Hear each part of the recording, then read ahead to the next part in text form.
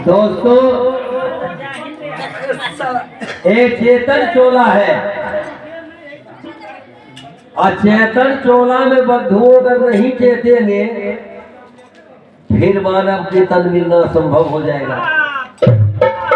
लोग ही कहते हैं कि हम आदमी है कि आदमी में जन्म लगे, सही बात है, लेकिन ये आदमी मैया के पेटों में समाप्त हो जाता है, ये भी देखे होंगे। कोई जन्म लिया एक दिन में समाप्त हुआ, कोई घंटा में, कोई 2 महीना, कोई 4 महीना में, कोई एक्सीडेंट हो मर जाता है, कोई बीमारी से मर जाता है, कोई करंट से मर जाता है, कोई पानी डूब करके मर जाता है। क्यों? कि उसका टिकटे यहीं तक है।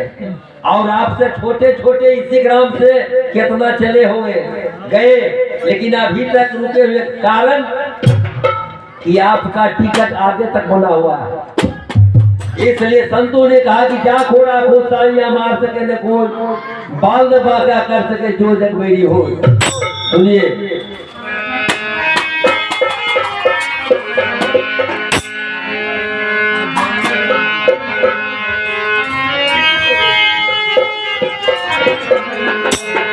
हर साधु ऐसा चाहिए, साधु ऐसा चाहिए जैसे सूप सुभाव, सार सार गहे रहे तो घोसी दे। संतों ने कहा कि साधु इस रूप का चाहिए जैसे सूप स्वभाव का। सूप देखते हैं, सार मार अपना पेट में रख लेती है, अब भूसी को उड़ा देती है। साधु उसी रूप में होना चाहिए जो कि सही चीज को अपने पास रखे और इस माया का भूसी का हवा उड़ा दे। इसलिए ध्यान करके सुने।